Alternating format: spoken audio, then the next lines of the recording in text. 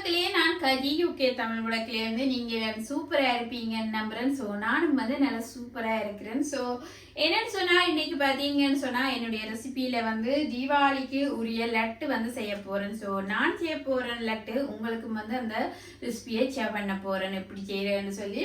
கொஞ்சம் வித்தியாசமான சுவையில இருக்கும். அதே மாதிரி ஸ்பைசியல் போட்டு செய்ய போறேன். இந்த லட்டு பாத்தீங்கன்னு சொன்னா இங்கிலாந்துல சூப்பர் மார்க்கெட்டுகளில் வெளியிடப்பட்ட ரெசிபியில ஒன்றுதான் இந்த லட்டு. நான் எந்த சூப்பர் மார்க்கெட் சொல்லல, அதாவது இங்க இங்கிலாந்துல பாத்தீங்கன்னு சொன்னா ஒரு ஒகேஷன்ஸ் வரும். ஸோ அதுக்கு அவ ஒவ்வொரு ரெசிபியால் வெளியிட்டு கொள்ளுவேன் கேட்டலாக்ல. ஸோ ஒவ்வொரு ரெசிபி எல்லா சூப்பர் மார்க்கெட்லயும் இருக்கும்.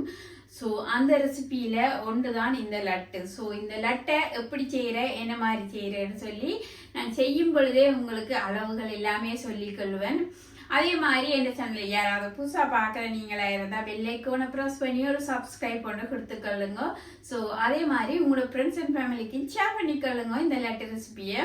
ஸோ இப்ப காணொலிக்கு போய் பார்த்துக்கொள்வோம் எப்படி இந்த லட்டு இருக்க போகுதுன்னு சொல்லி.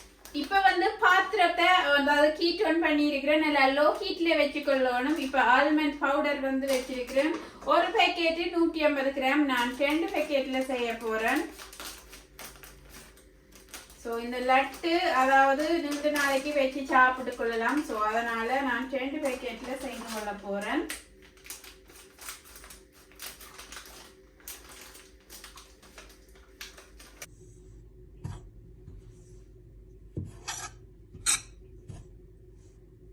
இந்த ஆல்மண்ட் பவுடரை லைட்டா வறுத்து கொள்ள போறேன். ஏன்னு சொன்னா அதாவது பாதாம் பவுடர் தான் இது. அவ வறுத்து அந்த பாதாம அரைச்சவையோன்னு சொல்லி தெரியாது. ஸோ அதனால லைட்டா இதை வறுத்து கொள்ள போறேன். நான் ஹீட்டை கூட்டி வச்சு வறுக்க கூடாது. அதாவது நல்ல லோ ஹீட்ல வச்சுக்கொண்டு வறுக்கணும். அப்பதான் எரியாம லைட்டா சூடாக்கி வரும் அந்த பவுடர். ஸோ இப்ப பாத்தீங்கன்னு சொன்னா இந்த அதாவது பாதாம் பவுடர் இது வறுபட்டுட்டுது. ஸோ லைட்டா ஒரு 2 நிமிடங்கள் வறுத்திருக்கிறேன். ஸோ இதை இந்த போலுக்கு கொட்டிக்கொள்றேன். நான் நல்லா கலர் மாற வறுக்க தேவையில்லை. லைட்டா டோஸ்ட் பண்ணிக்கொள்ளுங்க. பாத்தீங்கன்னு சொன்னா எரியாமல் அப்படியே வந்திருக்கு.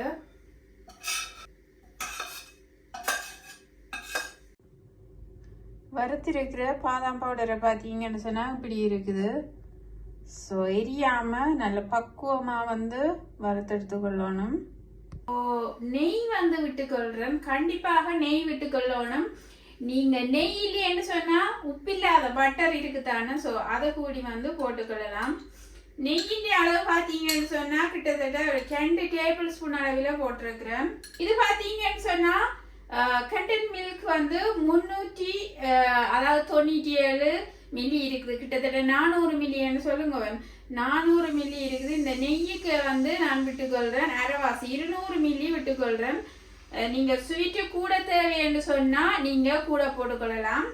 நெய்யுக்குள்ள இந்த மில்கை விட்டுக்கொள்றேன். அத்துடன் பாத்தீங்கன்னு சொன்னா இதுல desiccated அதாவது காய்ந்த தேங்காய் பூ வச்சிருக்கிறேன். ஸோ அது இதுக்குள்ள போட்டுக்கொள்றேன். தேங்காய் பூவை நான் வறுக்கையில நீங்க ஃப்ரெஷ்ஷா இருந்தா லைட்டா வறுத்து போட்டு அதை போட்டுக்கொள்ளுங்க. பாத்தீங்கன்னு சொன்னா இப்படி இருக்கு. அடுப்ப மீடியம் ஹீட்ல வச்சுக்கொள்ளணும். இப்ப பாத்தீங்கன்னு சொன்னா வறுத்து வச்சிருக்கிற இந்த ஆல்மண்ட்ஸ் பவுடரை இதுக்குள்ள போட்டுக்கொள்றேன்.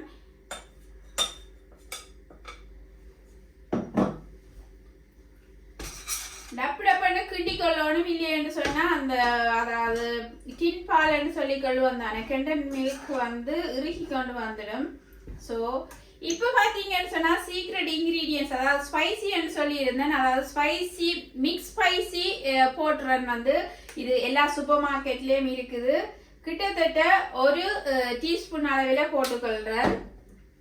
இது பாத்தீங்கன்னு சொன்னா கருவாப்பட்டை பவுடர் இருக்கு, சினமன் பவுடர். ஸோ அதுவும் ஒரு 1/4 டீஸ்பூன் அளவில் போட்டுக்கொள்றேன். இது பாத்தீங்கன்னு சொன்னா ஏலக்காய் தூள் இருக்கு, இல்லையா காடமன் பவுடர் இருக்கு. ஸோ அது 1/2 டீஸ்பூன் போட்டுக்கொள்றேன். உப்பு சுவைக்கு போட்டுக்கொள்றேன். ஒரு பிஞ்ச் அளவில் உப்பு போட்டுக்கொள்றேன். இது பாத்தீங்கன்னு சொன்னா cashew nuts இருக்குது. ஸோ அதை சின்ன நான் வெட்டி வச்சிருக்கிறேன். ஸோ அதையும் போட்டுக்கொள்கிறேன். அடுப்பை நல்ல லோவா வந்து வச்சுக்கொள்ளணும்.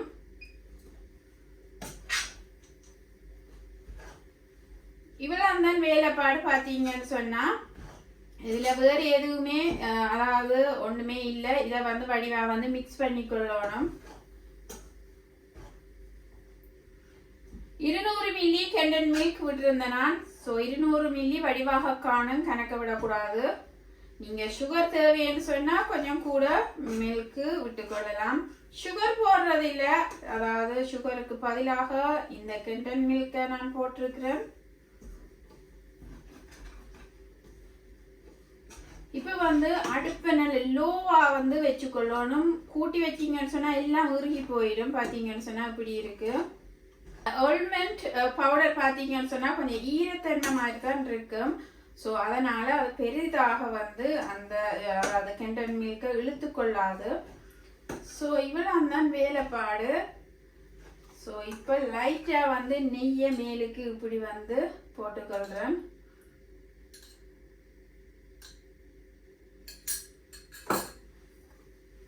இப்படி வந்து போட்டுக்கொள்ளுங்க.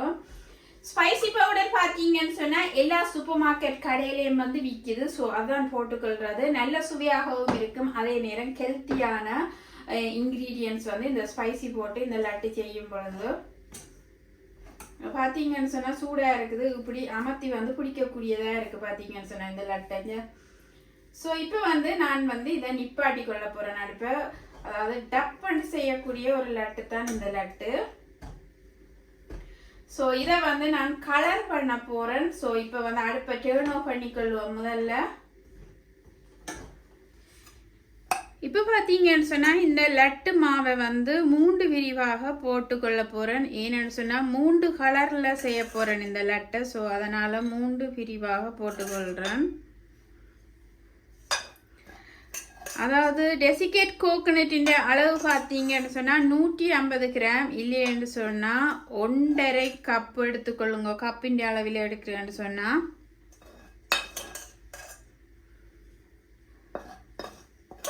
பார்த்தீங்கன்னு சொன்னால் 2 விதமான ஃபுட் கலர் எடுத்துக்கொள்ள போகிறேன். ஸோ இது பார்த்தீங்கன்னு சொன்னால் ஒரு க்ரீன் கலரை சேர்ந்தது. ஸோ இப்படி வந்து ஒரு டொட்டு வந்து இப்படி ஓகே இவ்வளோ போதுமானது. நம்ம கையால் வடிவா அமர்த்தி இப்படி பிசைஞ்சு இந்த கலரை எடுத்துக்கொள்ளுங்க. இது கிரீன் கலர் லட்டு செய்ய போகிறேன் இதில். இப்போ பார்த்தீங்கன்னு சொன்னால் கிரீன் கலர் விட்டு லைட்டாக வந்து பிசைஞ்சு எடுத்து வச்சிருக்கிறேன். நல்ல ஒரு எண்ணெய்த்தன்மையாக இருக்கும், ஏன்னு சொன்னால் நெய்யெல்லாம் போட்டது.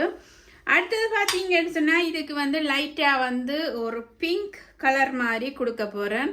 ஒரு ரொப் வந்து இப்படி விட்டுக்கொள்ளுங்க. ஸோ ரொப்பு போதுமானது. உங்களோட கலர்களுக்கு ஏற்ற மாதிரி நீங்கள் வந்து அதை வந்து மிக்ஸ் பண்ணிக்கொள்ளலாம். நீங்கள் இயற்கையான கலராக அதாவது ரோஸில் செய்யணும்னு சொன்னால் அந்த காய்ந்த ரோஸ் வந்து சூப்பர் மார்க்கெட்டில் இங்கே இங்கிலாண்டில் விற்கணும். ஸோ அந்த ரோஸ் வேண்டி கூடி வந்து நீங்கள் அதை வந்து பவுடர் பண்ணிவிட்டு இதில் போட்டு மிக்ஸ் பண்ணிக்கொள்ளலாம். கேக் ஐசிங்களுக்கு அதாவது போடப்படுற ஃபுட் கலர் தான். ஸோ இதை போட்டு இப்படி வந்து அமர்த்தி பிசைஞ்சு இப்படி கலருக்கு கொண்டு வந்திருக்கிறேன். ஸோ இப்போ வந்து வடிவ அமர்த்தி வந்து லட்டு பிடிக்கக்கூடியதாக இருக்கும். பார்த்தீங்கன்னு சொன்னால் அத்துடன் பார்த்தீங்கன்னு சொன்னால் இதில் நெய் விடுறது, அதாவது ஆல்மண்டில் இருந்தும் வந்து அதாவது ஒயில் வந்து வெளியேறிக்கொள்ளும். ஸோ உங்களுக்கு லட்டு பிடிக்கிறதுக்கு ஈஸியாக இருக்கும். நெய் ஒன்றும் போட்டு நீங்கள் பிடிக்க தேவையில்லைன்னு சொன்னால் இது இயற்கையான முறையில் இந்த லட்டு இருக்க போகுது. ஸோ அதனால் பார்த்தீங்கன்னு சொன்னால் அமர்த்த ஒயில் வருது. ஸோ அந்த ஆல்மண்ட் வந்து சூடோறினதுக்கு அப்புறம் அதாவது ஒயில் வந்து வெளியேறிக்கொள்ளும். இது இயற்கையான ஒயில்னு சொல்லலாம். அதோட நெய் தான் விட்டுருக்கிறேன். ஸோ இப்படி வந்து அமர்த்தி வந்து இப்போ லட்டை வந்து ஒரே சைஸுக்கு பிடிச்சி கொள்ள போகிறேன்.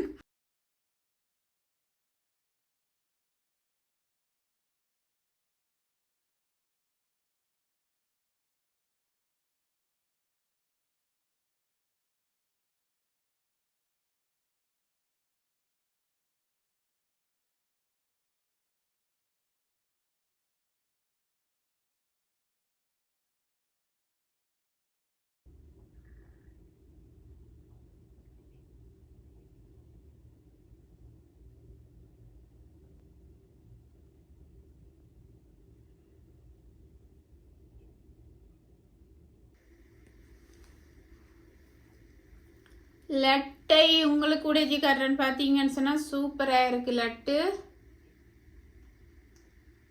உதிரி உதிரியாக இப்படி வருது. நல்ல ஒரு ஹெல்த்தியான லட்டும் ஈஸியாகவும் குயிக்காகவும் செய்யக்கூடியது. சூப்பர் மார்க்கெட்டில் சாமான் வேணுனாலும் இப்படியும் ஈஸியாக வீட்டில் செய்து கொள்ளலாம்ன்றதுக்காகத்தான் நான் வந்து இப்படியான ரெசிபியெல்லாம் போட்டிருக்கணும். ஸோ இப்படி அமர்த்தி பிடிச்சிங்கன்னு சொன்னால் பார்த்தீங்கன்னு சொன்னால் எண்ணெய் அப்படியே வருது. பார்த்தீங்கன்னு சொன்னால் நேச்சுரலான எண்ணெயில் இருக்கக்கூடியதான் இந்த லட்டு. ஸோ ஆயிலில் போட்டு பொரிக்க தேவையில்லை. அதே நேரம் பேட் சுகர் இல்லை இதில். ஸோ சூப்பரான லட்டு அமர்த்தி பிடிக்க வந்து கொண்டே இருக்கும். இது வைக்க வைக்க இறுகி கொண்டு போகும்.